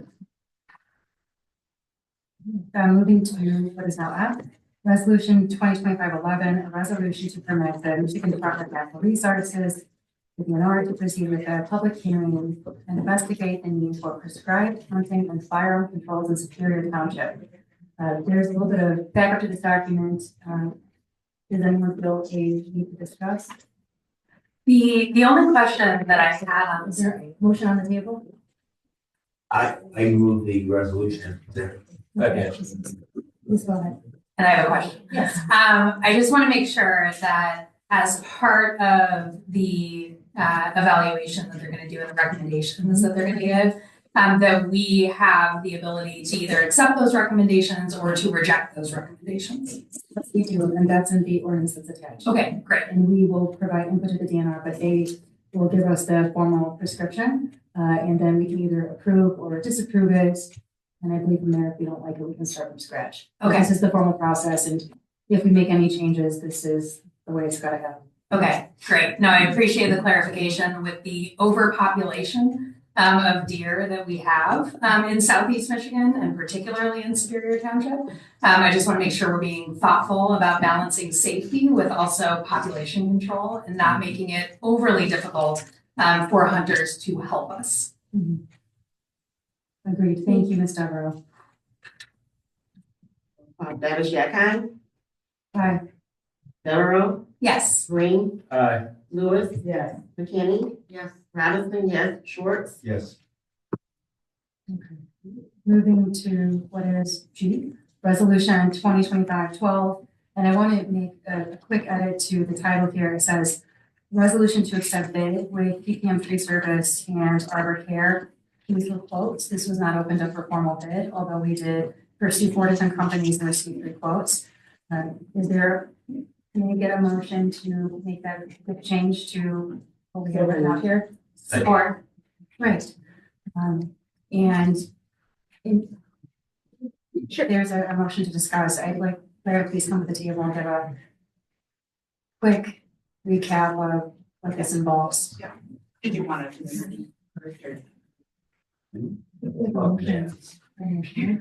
Motion to do the amendment. Okay, a motion to discuss. Second. Thank you. Yeah, sorry. No, thanks. Great. Claire Martin with OHM, for those of you I haven't met yet.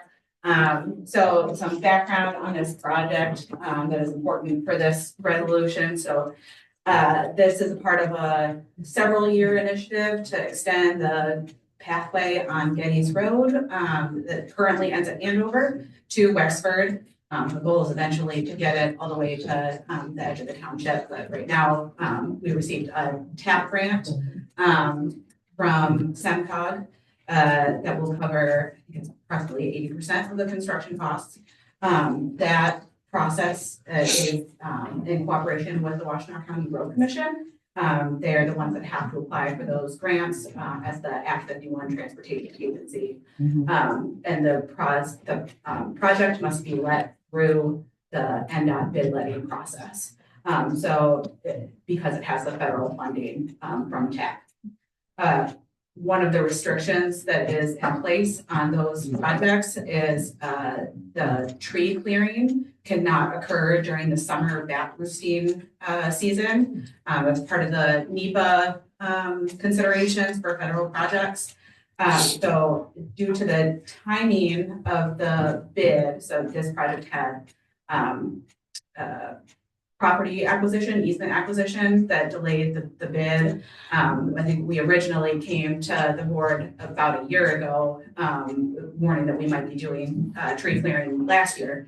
That right-of-way acquisition took longer than anticipated. We thought we might be able to get the tree clearing back in the NDOT project, and then it was taken out again as a result of that right-of-way acquisition process. But everything has finally been submitted to NDOT. We are on target for an April letting through the state, which would put us on track for within a month or 2 after that, then the awards would be done through NDOT. And so the timing of construction starting is somewhere in the summertime, which puts us right in the middle of the bat window. So in order to be able to actually construct the path, once we get the NDOT awarded, the NDOT contract awarded, we need to clear the trees ahead of time. And so that is what the quotes in front of you are for, is for clearing the trees. They'll leave the stumps, the MDOT contract will, then come back and do the stumps. Where exactly was that going to start and end? You said Andover? Yeah, so where the existing pathway ends. At Getty's Ridge? Yes, I'm getting my subdivision mixed up. But yes, right at the corner of Andover and Getty's, that is where it starts, and then it will continue to Wexford, which is Bromley Park. Oh, finally, huh? Yeah. Okay. Yeah. Okay. Thank you. Do you have any questions? Yes, I didn't have a question. Sorry, I don't know about that. So I just had a question, because you said this, we didn't have a formal bid process, we just received quotes. Can you just, if for the public, can you just explain the difference between the formal bid process versus seeking out quotes for something that is different? Could you provide context on that? Yeah, so the formal bid process is a little bit more cumbersome. We would have to prepare a bid package and have it advertised publicly on the internet, and then go through that process of reading the bids and opening them with the clerk's office. This project in the interest of time and with the small, relatively small in comparison to the overall project. As a whole, we thought that it would be best to do quotes because the township has done quotes for tree removal in the past and has several companies that are perfectly suited to do the work. The quotes all came back within, I don't know, like $2,000 of each other. And all these companies have done work for the road commission or for the township. And so and keeping with the purchasing policy that was done last year, we made sure to get three. Thank you, Claire. Mr. Schwartz? So Claire, this is essentially a time is of the essence decision. Yes, because they all have to be cleared, thank you for making that clear, that they all have to be cleared by April 14th at the very last minute, like that's the drop dead. So the whole bid process takes much longer. And if we were to wait now and then go out for bid now, we would completely lose the construction season. Thank you. I appreciate that, Claire. Thank you. Should we call the vote? Davish Shankheim. Aye. Devereaux. Aye. Green. Aye. Lewis. Yes. McKinney. Yes. Robinson, yes. Schwartz. Yes. And that is the end of our printed agenda. We got all resignation. Okay, so we have in front of us an email that's printed out that was walked on the meeting today. And it's a letter from our controller, Lockheed, who sent a email to our clerk, who he reports to his controller, suggesting that he would be, or saying that he would be resigning at the end of the day on the 7th. Mr. Lockheed has been continuing to work in his accounting role in the utilities department. And Ms. Robinson, you walked this on today. Would you like to mention what your intention is with the item? Well, I talked to him today about what his intentions was and if he was resigning. He said that was something that he wanted to do. He wanted me to bring this so we can accept his resignation as controller for the township. Is there a motion to discuss? Well, I just have a question. Does that mean that he's not gonna be helping with the audit, or what does He that mean? said that he would be present, available, to work with the audit. He has When you say plans. present and available, do you mean? I'm sorry, may I interrupt? Yes. Mr. Lucky said that he will be joining us for the audit. I've spoken with him. He had a voucher from Delta still. He was supposed to come here in November for the budget, but he caught COVID for the first time. So he's got a plane ticket with his name on it and is intending to come and help with the audit, whether it's just to his capacity working as an accountant for the utilities department or continuing to work on controller. My 2 cents in my perfect world, I would like to see Mr. Lucky stay on through the end of the audit and certainly see that his skills are necessary in our utility department. And given this, either resignation or wind down as controller, I would like to propose a search committee for a new controller and hope that I would get 1 or 2 other board members that would like to join me in that effort so that we can find a long-term solution post-audit. Ms. Devereaux? So one, happy to help with the search for a new controller, so sign me up. The other thing I'm just curious about, I know we have Nancy here. I don't know if Nancy has any thoughts or comments just around our ability to get through the audit and just reassure us from her perspective that this isn't going to cause serious issues.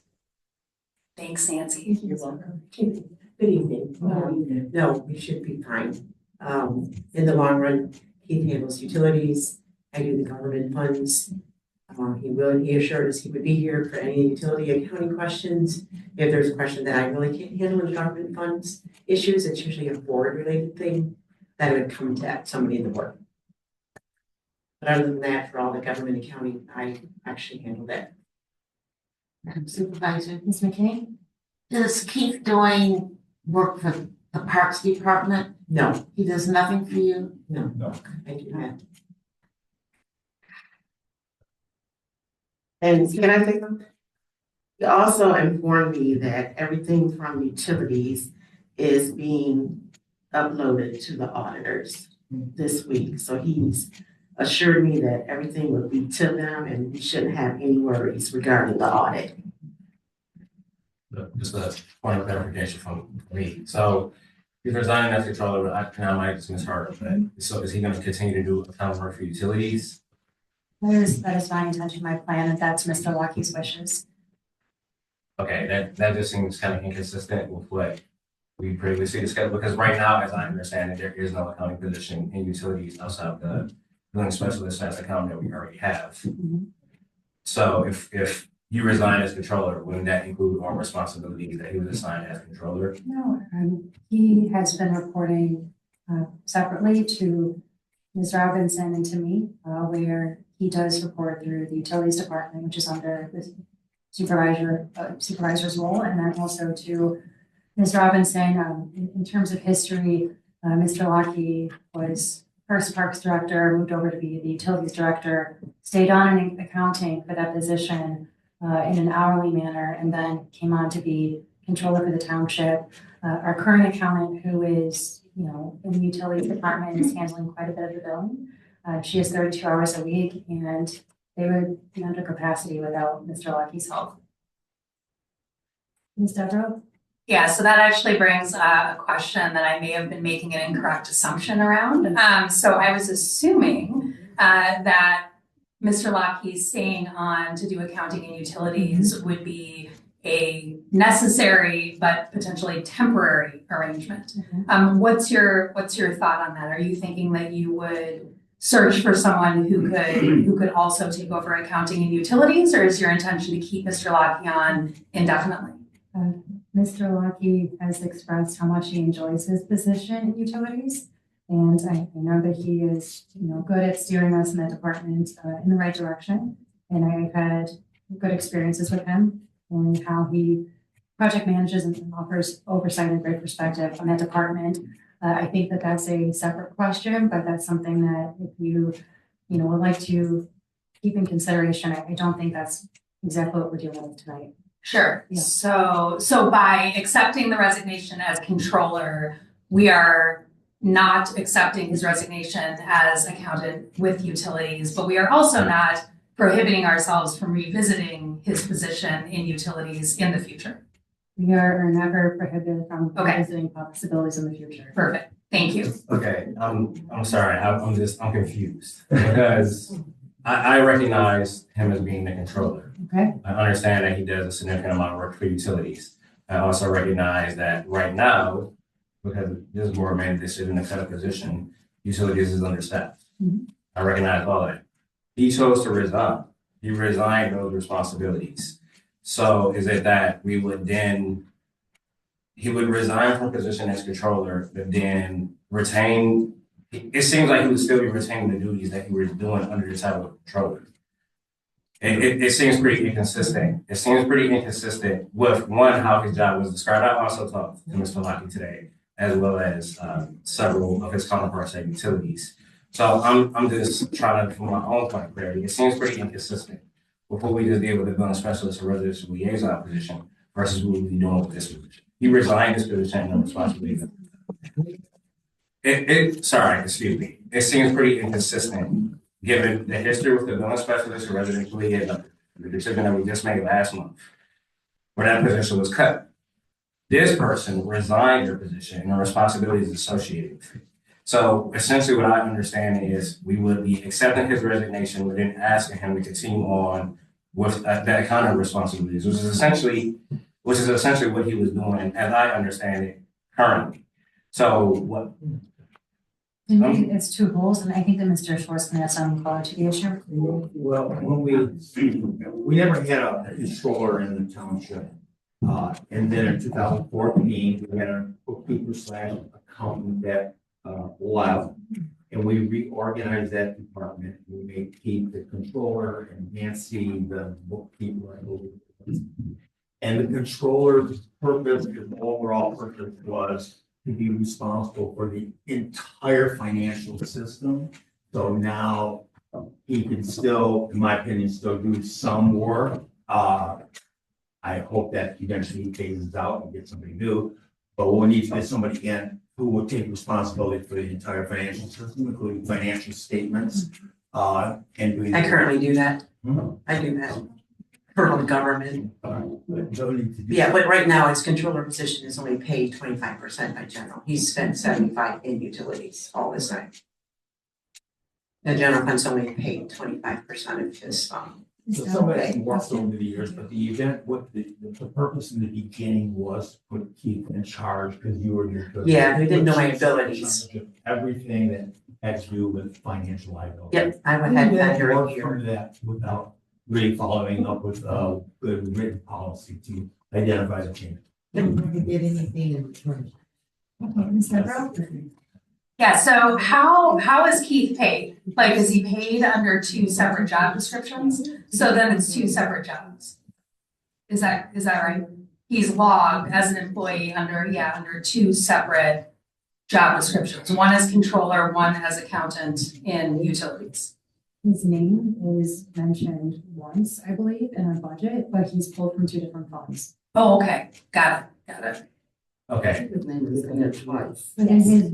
general fund is the controller aspect, when he's pulling out of the utility fund, he's working on the utility account. Yeah, no, that answers my question. So he's funded out of two funds. Yes. Okay. Okay, I'm just gonna end with this comment. This seems inconsistent with the practice that we just established now. And if we're going to make a decision to allow somebody who's resigned to continue on in some capacity, which I'm also confused about. It's not a new hire. Okay, thank you, Madam Supervisor. He is the controller. He's currently designated as a controller. When currently, he's not even the one who manages the majority of the funds based on what I understand, based on what Ms. Mason just said tonight. So I guess I'm just confused as to why the recommendation is to essentially, he resigns from the controller position. And it would move him to accounting, he's staying in accounting. So he's been a controller and accountant for this whole time. Over 11 years, yeah. We're moving on to the general budget, and then he'll no longer have the title of controller. Right, the only title that I've ever known him under is controller. Okay, all right. If I could say, Yeah, I can understand the confusion, and I will take responsibility for it because it all started in 2014 and things changed for the better, without a doubt. And then he kind of Keith, Nancy, me, Lynette, and I kind of morphed in how things were done, but we didn't kind of follow up with like new written descriptions of who's responsible for what. And it all worked out pretty much until he now wants to leave. And I think that I support him leaving as controller. I think it's appropriate for him to leave. On the other hand, I think he should remain at least temporarily at utilities. We're shorthanded and we do not need to get behind on billing. So I would like more clarity too. So what we're gonna do is let him resign as control. But he's gonna stay on and help the utility department with their accounting until we hire a controller. Is that right? And then he's gone, right? He would like to stay on in utilities. After we get a controller? Well, and that was the intention of my question earlier about like, what exactly are we voting on right now? Because I want to be able to revisit Mr. Lockheed's position at utilities and reevaluate that and bring a proposal forward on what to do. So I wanted to make sure that what we were voting on was specific, and it sounds like it is. And it doesn't stop us from being able to then have an additional conversation, I'm guessing in April, around whether or not he continues on in utilities. Too, practically speaking, if we're looking at bringing on a new controller, it likely would be a major firm and they wouldn't be interested in doing bookkeeping for our account departments or within the utilities department. Oh, they would not? I don't think so. Okay. So that's something we could explore. Yeah, exactly. I have been looking into a controller.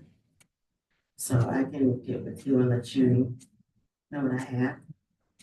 And then he also made a comment to me that we really don't need a controller. That was a comment that he had. And I think that's something we should talk about. Yeah, I think that's something, yeah. So I just wanted to just put that out there, just to let you know. I would like to see, Supervisor McKinney. I would like to see the three officials work on getting the control together, the three. Okay. It should not just be one person. I support that. Yes. Just for one comment, I would like to see in the budget where his name is listed 2 times, but for any utilities and a general fund, because I personally don't recall that. So I just would like to see that. Thank you. That'd be great. Thank you. Something under accounting. Yeah, it's just a little bit confusing. So I just want to see it. We're working on starting these things up. And then I have just a question too about his salary. Like, would that be reduced? I don't believe so. Yeah, but he's hourly. You know, something. Maybe fewer hours, I see fewer what you're saying. hours. But at the same rate. Now, not at the controller's rate. Can I, That should be. That should be reviewed. Through the chair, please. Reviewed. Okay, Ms. McKinney? Are we gonna, I don't feel comfortable tonight. We can accept this resignation As controller. as controller.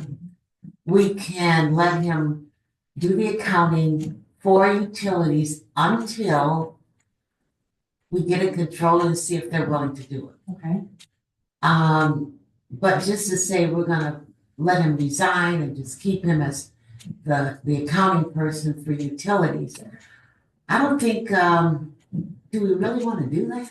Ms. Devereaux? Well, so and apologies, where I'm getting hung up is that I think we need to write all of this out in a resolution that we review and we vote on in March or April or whatever makes sense. And with the rate question, and if there's a market rate difference between a controller and the accounting work, that he's doing in utilities, then we should have that data ready for the next meeting. Okay. But I think like right now, we're just voting on whether or not we're accepting his resignation as controller. And I think we're getting a little hung up in details that we need to vote on next time. So what I'd like to propose is that we vote on his resignation to accept it or not as controller. I'd like to propose that we're not rushing into anything to leave him in working in the utility department and accounting.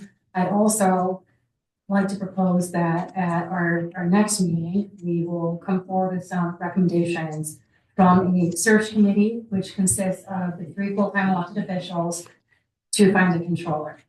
And then we can hash it out from there. Ms. Devereaux? To decide on whether we need a controller and then As a part of the potentially process. search for a controller. Yes, So that's for part of the Robinson. process and looking at the market rate for accountants versus controllers. Yeah, I'm more comfortable with that because trying to make all these decisions tonight is pulling things out of the hat. That's just a little bit too much tonight for us, so I can support that. Thank you, Nancy. Thank you, Nancy. Thank you, Nancy. Well, it would be better to wait for this until we come back in March with something that's completely, set forth. Okay. All right. Sarah? Devereaux? I think this is a good step forward, and we can do the second step. Okay, let's do that. That sounds good to me. No problem. Well, this is really this is really a surprise tonight. I'm glad you had the opportunity to talk to him, Dana, about it today. I certainly wasn't, and I'm glad you were, Angela. So the two of you had the opportunity, but the rest of us did not. So we did not expect this. We did not know this was coming. So it really caught me by surprise tonight. I just want to let you know. So if there's no objections, can we call? Yeah, the let's call the question. Do we accept the resignation of our controller specifically as controller? That's the motion. Yes, Is it made yet or not? I just, So moved. okay. Support. All in favor? Aye. Any opposed? Yeah, I vote. Okay, I vote. all right, thank you. All right, and with that, we are at the end of our agenda. And let's see, it looks like there's a cutoff. Do we have any pleaser? I'm sorry. We got, I called bills for payment and record of disbursements. Is there a motion on the table? So, Or. Okay, all in favor of receiving and filing the bills for payment and record of disbursement? Aye. Aye. Any opposed? All right, moving forward to pleas and petitions. Is there anyone who'd like to make a plea or petition?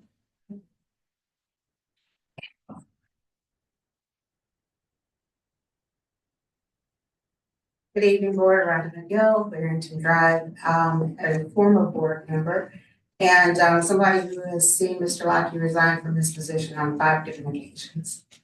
When a person resigns time and time again, they're telling you they don't want to be here. And I understand you feel like you need them, but I really would implore that the board does the work so that we're not consistently seeing us caught up in a position where someone is basically carrying over our township's head that they're the important role of accountant. So if he's gonna be an accountant, you can do it wherever, but we need an accountant that's here. You all have talked about, we've talked about the importance of having a controller that's local. So all of these are opportunities for you guys to get it right.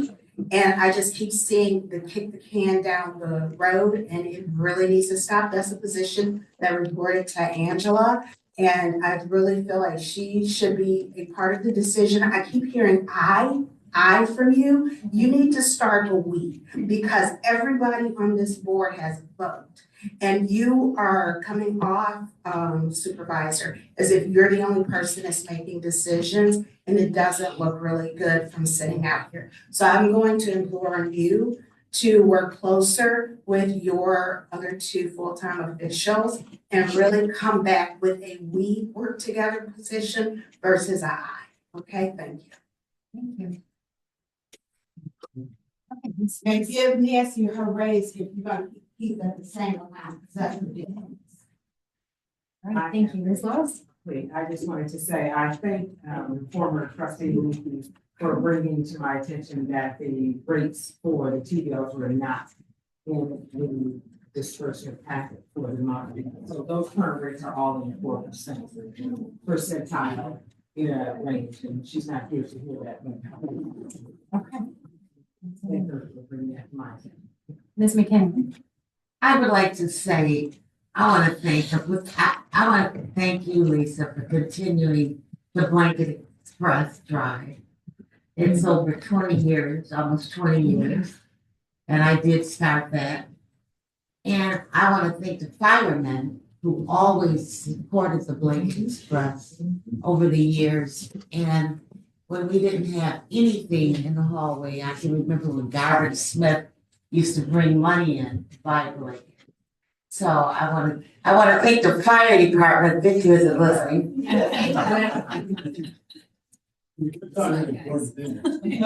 But no, and thank you for continuing that. Who got the donations this year? There were two people, I don't know what I said, Mhm. it starts with a D. Delonis. Oh, I yeah. always say it incorrect. Delonis. Delonis Center, and they also do a shelter on Saturdays, Fridays and Saturdays at Second Baptist Church in Solana. Right. It's a division of them, so that's where they're going. Right, good, thank you. What about, did you get any food this year? Yes, and that always continues to go to Hope. Hope. And thanks to the Parks Department and special thanks to Don, who personally delivers it for us because of the fact that we can't get anyone from Hope to come and pick it up. So Don has just been a trooper, and he will take it down for me. So special thanks to Don. Well, thank you for continuing Can I that. just add, follow up on Treasurer Lewis? The shelter that Second Baptist hosts on Friday and Saturday, my church, St. Luke's Episcopal, hosts it 5 nights a week. That would be Monday night through Friday night, so the two churches partner, and any support you can send there would be welcome. We are all under contract to the Shelter Association of Washington County, which is at the Delonis Center. Thank you. And Thank I you. appreciate if you share the name, if you can send me the exact name and address. Thank you very much. I appreciate that. Yeah, thank you for continuing that. Thank you, Lisa. Sure. Right, Mr. Green. First, I just want to make sure we don't have any pleas. Yeah. Okay. Okay, thank you. So. Sorry, I'm just trying to get my thoughts together.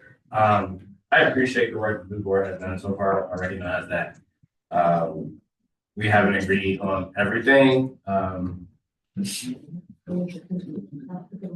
I'm sorry. It's a part of that. I'm so sorry. And I recognize that we haven't agreed on everything. I have to be transparent and say that last month's meeting, as it pertains to the billing specialist or residential liaison position, did not sit well. Simply from a process standpoint, like I felt like I recognized there was an opportunity for discussion. I was pretty frazzled by how things moved around that agenda. When that position was first brought to my attention, and I made this known to the supervisor, that I had questions about that position. And I had expected, and maybe this was just a miscommunication, I had expected that all the relevant facts would be brought to the board at one time for discussion. When we had that discussion last month, it felt like we still had outstanding questions, and yet we voted on that anyway.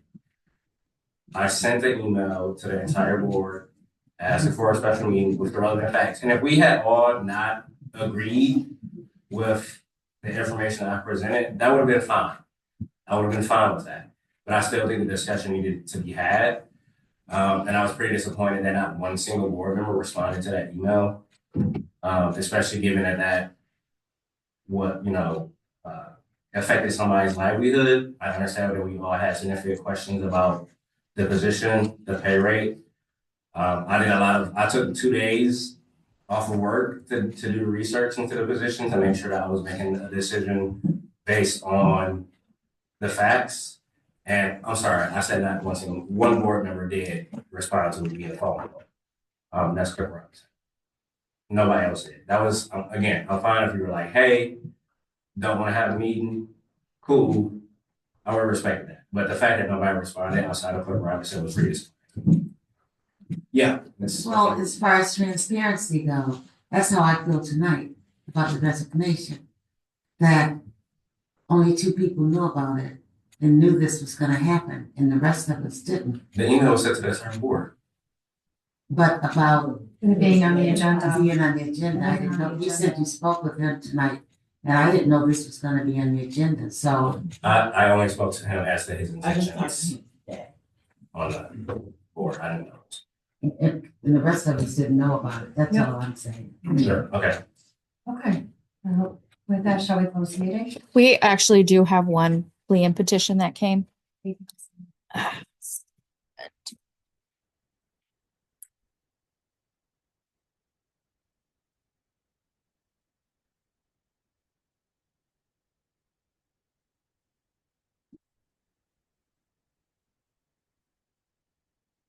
This is from Kelly Goolsby.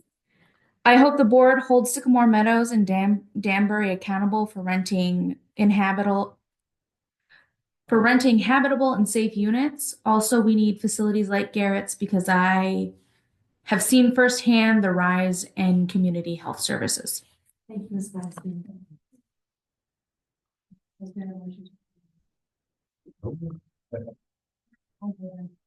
Hi.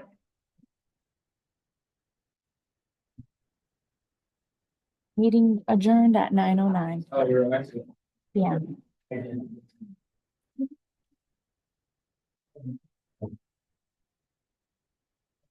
Okay.